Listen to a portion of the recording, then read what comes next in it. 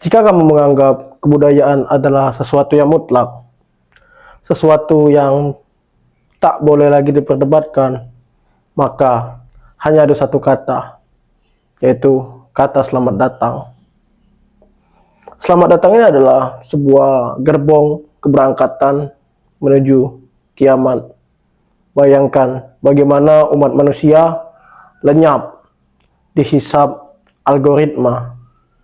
Sebab dunia hari ini bergerak begitu cepat. Kalau dulu kebudayaan terbentuk bisa dari puluhan tahun hingga ratusan tahun. Namun karena algoritma kebudayaan dipersingkat.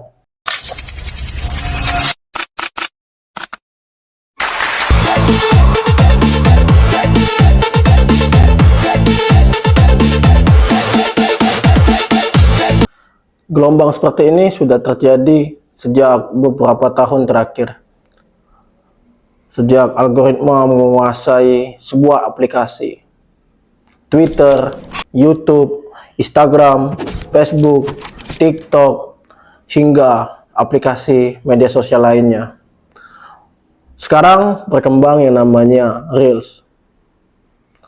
Mengikuti TikTok, Instagram membuat sebuah fitur mengupload video dengan 2-3 menit.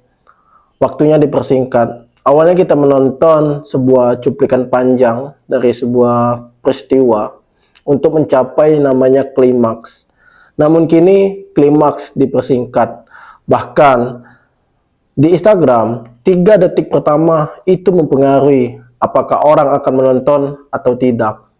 Bayangkan, dengan kecepatan jempol tangan kita sudah mengunyah jutaan peristiwa, triliunan peristiwa masuk di dalam kepala kita.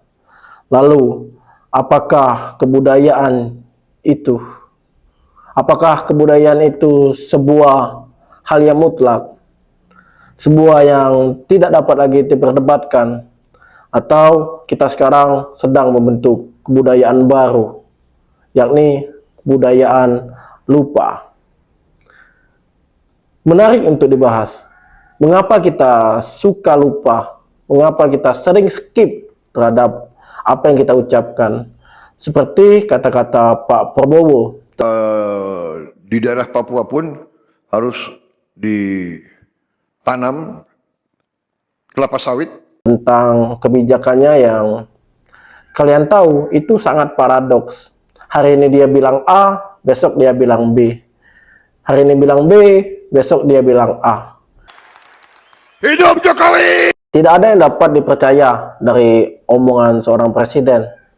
Apakah ia juga terjebak dalam sebuah ruang bernama algoritma? Algoritma ini membentuk kebudayaan palsu, kebudayaan ambigu, atau keparadoksan yang terjadi akhir-akhir ini. Kalian lihat yang terjadi di Aceh, Sumatera Utara, Sumatera Barat, hingga beberapa daerah di Pulau Jawa, juga Bali mengalami banjir. Banjir ini bukan tanpa sebab. Ya, kita tahu memang iklim tahunan atau 4 tahunan itu mempengaruhi intensitas hujan. Tetapi ada faktor penting yang menyembatani terjadinya peristiwa ini, yakni illegal logging, pengundulan hutan, dan bergantinya tanaman hutan menjadi monokultur, yakni pohon seragam seperti pohon sawit. Lalu Prabowo tidak berkaca dengan kejadian yang ada di Aceh dan wilayah-wilayah Sumatera lainnya, lantas membuat ungkapan bahwa di Papua juga akan ditanam sawit. Bagaimana keparadoksan ini terjadi? Sementara ia selalu bilang bahwa dirinya untuk rakyatnya, bahwa ia rela berkorban untuk rakyatnya. Sementara perilaku, kita tahu sendiri, apa yang diucapkan Prabowo tidak sebanding apa yang dilakukan dengan Subianto. Semuanya paradoks. Ya, keparadoksan ini seperti algoritma. Hari ini berita Ridwan Kamil, besok berita Lisa. Hal-hal yang remeh-temeh, Kapan kita akan mengevaluasi ini? Kapan kita akan mengambil sikap atas kejadian ini? Sementara presiden kita penuh dengan jebakan-jebakan algoritma.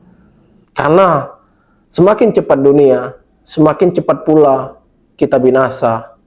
Ya benar, kecepatan ini membuat kita menuju gerbong kiamat. Kiamat dipercepat.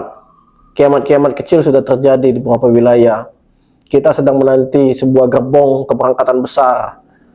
Ya barangkali pemimpin-pemimpin Indonesia akan berangkat duluan menuju kiamat agar selesai. Tapi bukankah kita bagian dari gerbong-gerbong itu?